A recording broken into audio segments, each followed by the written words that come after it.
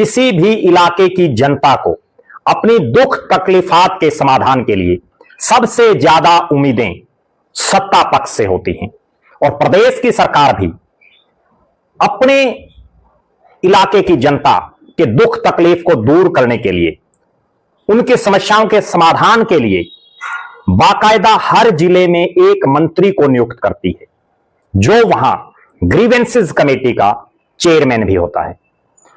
उस चेयरमैन जो सरकार में मंत्री होता है, उसके कंधों पर यह बड़ी भारी जिम्मेदारी होती है कि जिस भी जिले की कमान प्रदेश की सरकार ने, प्रदेश के मुख्यमंत्री ने उनको दी है, वहां के लोगों को किसी भी प्रकार की समस्याओं से लंबे समय तक सामना ना करना पड़े, उनके दुख तकलीफों को सुन करके उसका निदान किया जाए।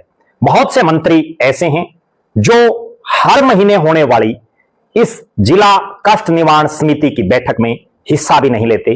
कुछ एक ऐसे भी हैं जो केवल फॉर्मेलिटीज करते हैं, लेकिन सरकार के कुछ एक मंत्री ऐसे हैं जो बड़ी गंभीरता से ग्रीवेंसेस कमेटी की मीटिंग में ना केवल चेयरमैन करने के लिए शामिल होते हैं, बल्कि लोगों की समस्याओं को सुन करके, समझ करके तुरंत उनका निपटारा करवाने का काम करते हैं।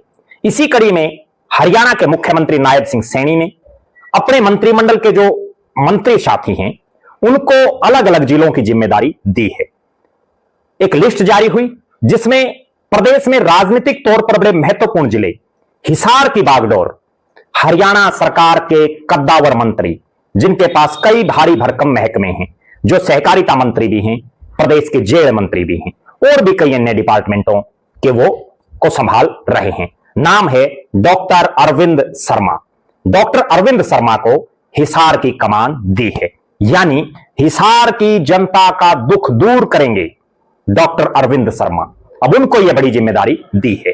डॉक्टर अरविंद शर्मा हरियाणा प्रदेश की राजनीति के एक ऐसे चेहरे हैं जो 3 अलग अलग लोकसभा क्षेत्रों से सांसद रहे, बल्कि सोनीपत से तो वो निर्दलीय सांसद बन गई, जो अपने आप में एक बहुत बड़ा रिकॉर्ड है। निर्दलीय विधायक तो आपने सुने होंगे, लेकिन निर्दलीय सांसद वो डॉक्टर अरविंद शर्मा बने सोनीपत से। उसके बाद करनाल से 2 मरतबा वो लगातार चुनाव जीते। रोहतक से उन्होंने बीजेपी की टिकट पर कांग्रेस के बड़े चेहरे दीपेंद्र सिंह हुड्डा को हराया। डॉक्टर अरविंद शर्मा एक ऐसे नेता जो चाहे किसानों की धरती जुलाना हो, वहां से भी उन्होंने चुनाव लड़ा, यमुनानगर से भी विधानसभा का चुनाव लड़ा, और इस बार पार्टी ने उनको जिम्मेदारी दी गोहाना की सीट से। गोहाना एक ऐसा हलका जहां हुड्डा परिवार का अपना एक वजूद रहा है। यहां से जगबीर मलिक लगातार चुनाव जीत रहे हैं। 2008 के उपचुनाव से लेकर के वो लगातार